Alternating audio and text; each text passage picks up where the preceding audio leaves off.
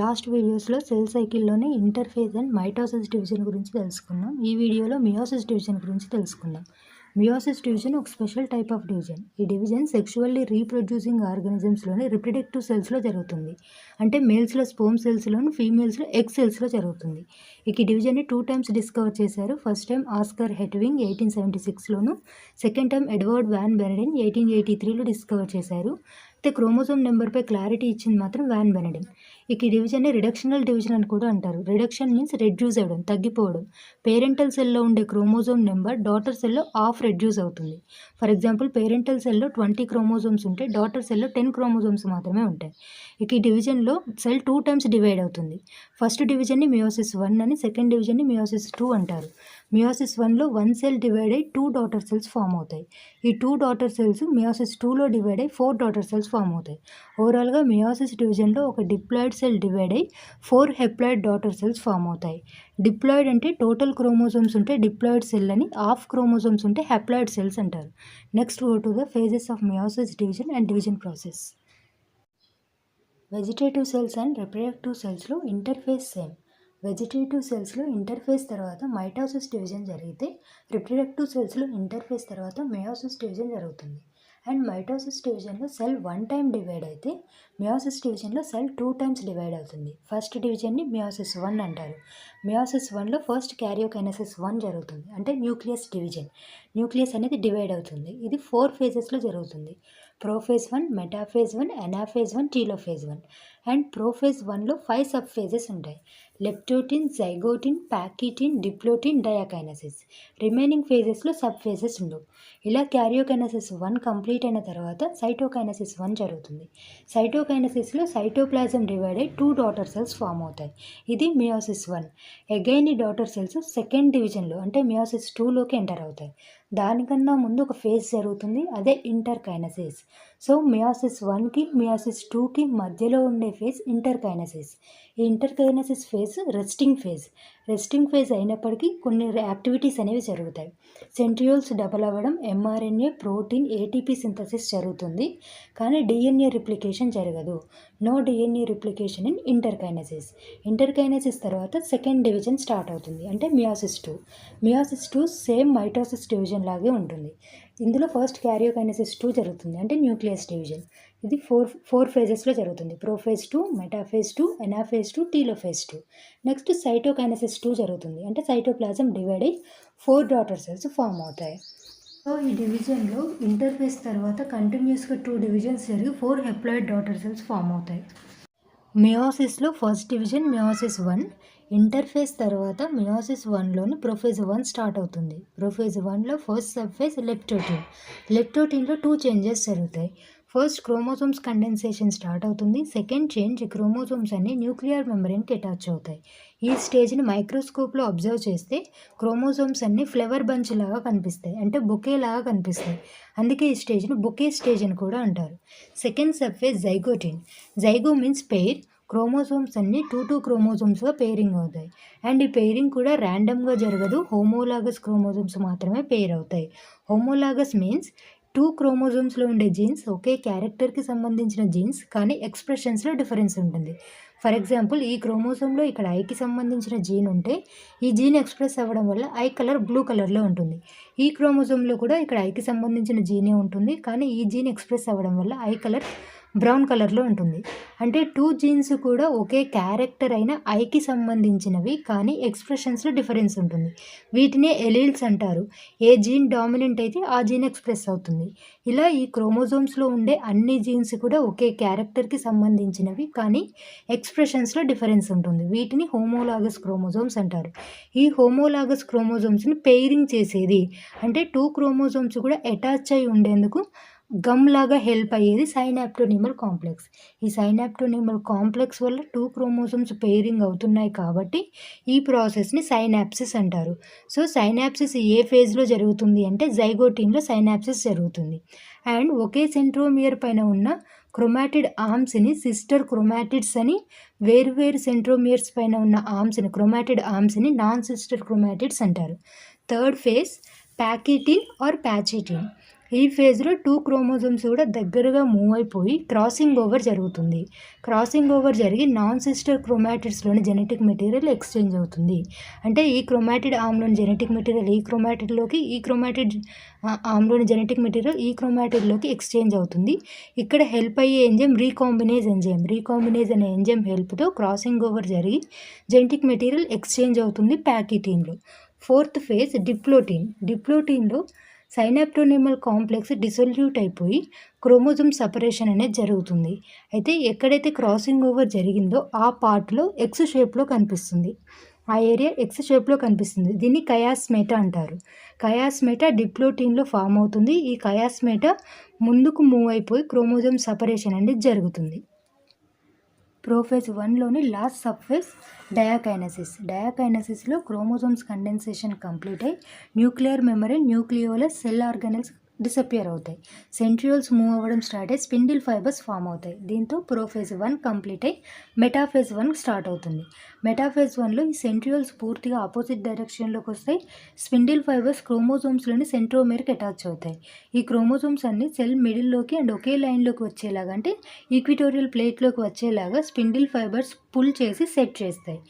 Next anaphase 1. Anaphase 1లో ఈ homologous క్రోమోజోమ్స్ని spindle fibres వాటి poles వైపుకి పుల్ చేయడంతో ఈ హోమోలాగస్ క్రోమోజోమ్స్ కంప్లీట్గా సపరేట్ అయ్యి వాటి పోల్స్ వైపుకి మూవ్ అవుతాయి. అంటే మియోసిస్ 1లోనే క్రోమోజోమ్ నెంబర్ ఆఫ్ అవుతుంది. ఎవ్రీ పేర్ నుంచి 1 క్రోమోజోమ్ ఒక సెల్లోకి, 1 క్రోమోజోమ్ మరో సెల్లోకి షేర్ అవుతాయి. నెక్స్ట్ టీలోఫేజ్ 1 జరుగుతుంది. టీలోఫేజ్ 1లో న్యూక్లియర్ మెంబ్రేన్ రీఫామ్ అవుతుంది. క్రోమోజోమ్స్ డీకండెన్స్ అవుతాయి.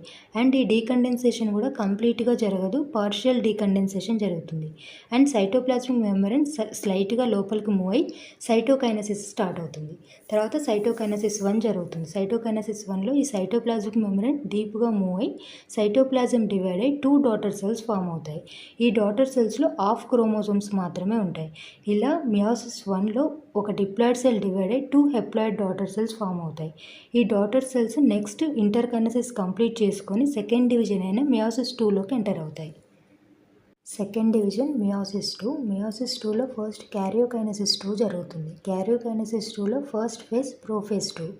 ఇంటర్కైనసిస్ తర్వాత ప్రోఫేజ్ 2 స్టార్ట్ అవుతుంది. ప్రోఫేజ్ 2లో మళ్ళీ క్రోమోజోమ్స్ కండెన్సేషన్ స్టార్ట్ అవుతుంది. సెంట్రియోల్స్ మూవ్ అయ్యి ఆపోజిట్ డైరెక్షన్లోకి వస్తాయి. స్పిండిల్ ఫైబర్స్ ఫామ్ అయ్యి క్రోమోజోమ్స్లోని సెంట్రోమేర్కి అటాచ్ అవుతాయి. నెక్స్ట్ మెటాఫేజ్ 2 జరుగుతుంది. మైటోసిస్ డివిజన్లో అయినా మియోసిస్ డివిజన్లో అయినా మెటాఫేజ్ అంటే క్రోమోజోమ్స్ సెల్ మిడిల్లోకి అండ్ ఒకే లైన్లోకి, అంటే ఈక్విటోరియల్ ప్లేట్లోకి వస్తాయి.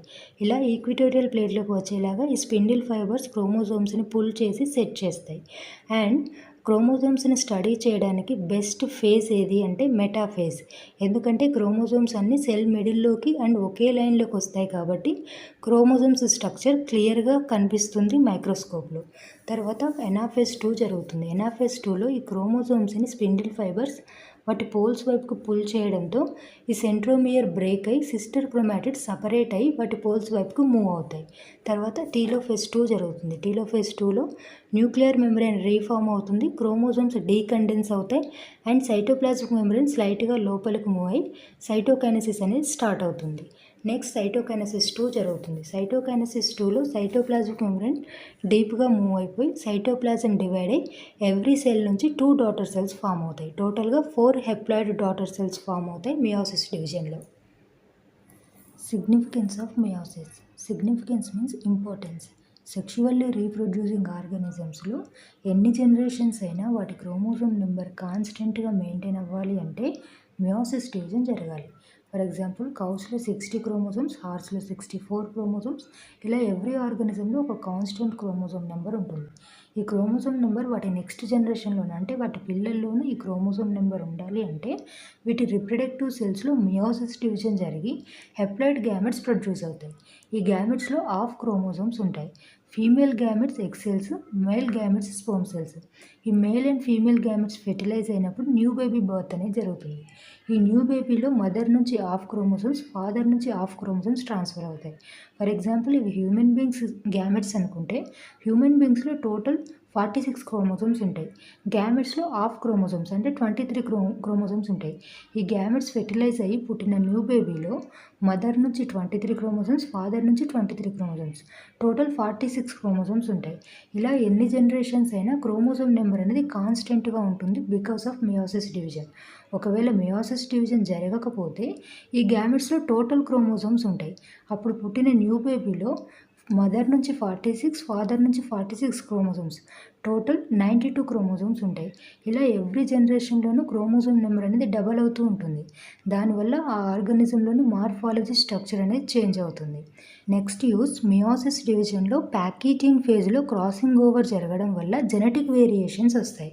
జెనెటిక్ వేరియేషన్స్ అంటే మనకు మన పేరెంట్స్ నుంచే క్రోమోజోమ్స్ ట్రాన్స్ఫర్ అయినప్పటికీ మనం సేమ్ టు సేమ్ మన పేరెంట్స్ లాగా ఉండట్లేదు. దీనికి కారణం జెనెటిక్ వేరియేషన్స్. మియోసిస్ డివిజన్ టైంలో పేరెంట్స్లోని క్రోమోజోమ్స్లో క్రాసింగ్ ఓవర్ జరిగి జెనెటిక్ మెటీరియల్ అనేది ఎక్స్చేంజ్ అవుతుంది. ఇలా జెనెటిక్ మెటీరియల్ ఎక్స్చేంజ్ అయిన క్రోమోజోమ్స్ మనకు ట్రాన్స్ఫర్ అవ్వడం వల్ల పేరెంట్స్లోని క్రోమోజోమ్ జీన్ సీక్వెన్స్కి మనకు ట్రాన్స్ఫర్ అయిన క్రోమోజోమ్ జీన్ సీక్వెన్స్లో స్మాల్ వేరియేషన్ అనేది ఉంటుంది. దీనివల్ల పేరెంట్స్లో ఎక్స్ప్రెస్ కాని జీన్స్ మనలో ఎక్స్ప్రెస్ అవ్వడం వల్ల మనం సేమ్ టు సేమ్ మన పేరెంట్స్ లాగా ఉండట్లేదు. అయితే కొన్ని పోలికలు ఉన్నప్పటికీ 100% సేమ్ అయితే ఉండము. అండ్ ఎవ్రీ పర్సన్కి డిఫరెంట్ ఫింగర్ ప్రింట్స్ ఉండడానికి కారణం ఈ genetic variations. These are the main uses of meiosis division. ఇక మియోసిస్ డివిజన్లో క్రోమోజోమ్ సపరేషన్ చాలా కన్ఫ్యూజ్గా ఉంటుంది. ఈ క్రోమోజోమ్ సపరేషన్ని క్లియర్గా తెలుసుకుందాం. ఇది ఒక డిప్లాయిడ్ రిప్రొడక్టివ్ సెల్ అనుకుందాం. డిప్లాయిడ్ అంటే టోటల్ క్రోమోజోమ్స్ ఉంటే డిప్లాయిడ్ సెల్. సో ఈ సెల్లో ఉన్న ఈ 2 క్రోమోజోమ్స్ టోటల్ క్రోమోజోమ్స్ అనుకుందాం. X chromosome, why chromosome. ఈ క్రోమోజోమ్ స్ట్రక్చర్స్కి ఇక్కడున్న క్రోమోజోమ్ స్ట్రక్చర్స్కి డిఫరెన్స్. ఇవి పర్ఫెక్ట్ క్రోమోజోమ్స్. ఒక సెంట్రోమియర్ 2 క్రోమాటిన్ ఫైబర్స్ ఉంటే అవి పర్ఫెక్ట్ క్రోమోజోమ్స్. ఈ క్రోమాటిన్ ఫైబర్ డివిజన్ టైంలో డ్యామేజ్ అవ్వకుండా ఉండడానికి కండెన్స్ అవుతాయి. అంటే డీహైడ్రేట్ అయి దగ్గరగా ఫోల్డ్ అవుతుంది. అప్పుడు వాటి స్ట్రక్చర్ ఇలా కనిపిస్తుంది. ఫ్రీగా ఉన్న డిఎన్ఏ ఫైబర్ని క్రోమాటిన్ అని, కండెన్స్ అయితే క్రోమాటిడ్ అంటారు. సో పర్ఫెక్ట్ క్రోమోజోమ్లో ఒక సెంట్రోమియర్ 2 క్రోమాటిడ్ ఆర్మ్స్ ఉంటాయి. కానీ ఈ స్ట్రక్చర్లో ఒక సెంట్రోమియర్ 4 క్రోమాటిడ్ ఆర్మ్స్ ఉన్నాయి. దీనికి కారణం సెల్ డివిజన్ కన్నా ముందు ఒక ఫేజ్ జరుగుతుంది. అదే ఇంటర్ఫేజ్. ఇంటర్ఫేజ్లోని ఎస్ ఫేజ్లో, సింథసిస్ ఫేజ్లో డిఎన్ఏ రిప్లికేషన్ జరుగుతుంది. దట్ మీన్స్ ఎవ్రీ క్రోమోజోమ్ కూడా డబల్ అవుతుంది. ఈ క్రోమాటిన్ ఫైబర్ అనేది రిప్లికేట్ అయి డబల్ అవుతుంది. కానీ సెంట్రోమియర్స్ అనేవి డబల్ కావు. సో ఈ క్రోమాటిన్ ఫైబర్ అనేది డబల్ అయి ఇదే సెంట్రోమియర్కి అటాచ్ అవుతుంది. ఈ క్రోమాటిన్ ఫైబర్ డబల్ అయి ఇదే సెంట్రోమియర్కి అటాచ్ అవుతుంది. అప్పుడు ఈ 2 క్రోమాటిన్ ఫైబర్స్ అనేవి కండెన్స్ అయితే వాటి స్ట్రక్చర్ ఇలా కనిపిస్తుంది.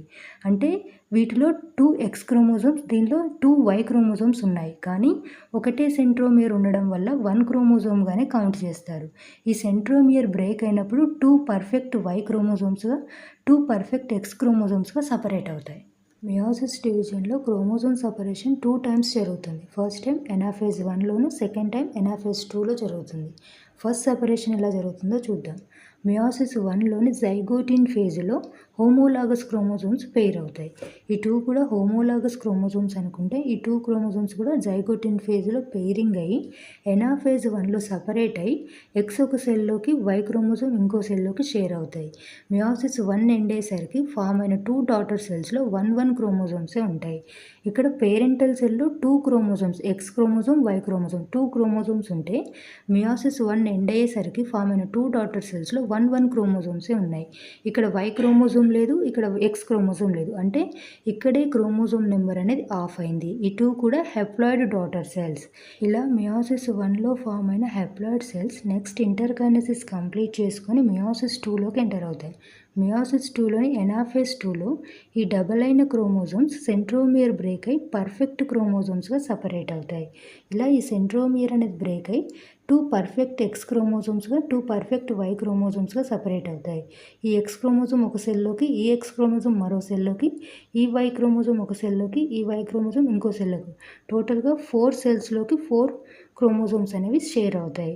ఇలా మియోసిస్ 2 ఎండ్ అయ్యేసరికి 4 హెప్లాయిడ్ డాటర్ సెల్స్ అనేవి ఫామ్ అవుతాయి.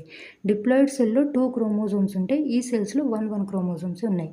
ఈ పెయిర్ ఎలా సపరేట్ అయిందో, ఎన్ని పెయిర్స్ ఉన్నా, ఎన్ని క్రోమోజోమ్ పెయిర్స్ ఉన్నా సేమ్ ఇలానే సపరేట్ అవుతాయి. This is the complete class about meiosis division.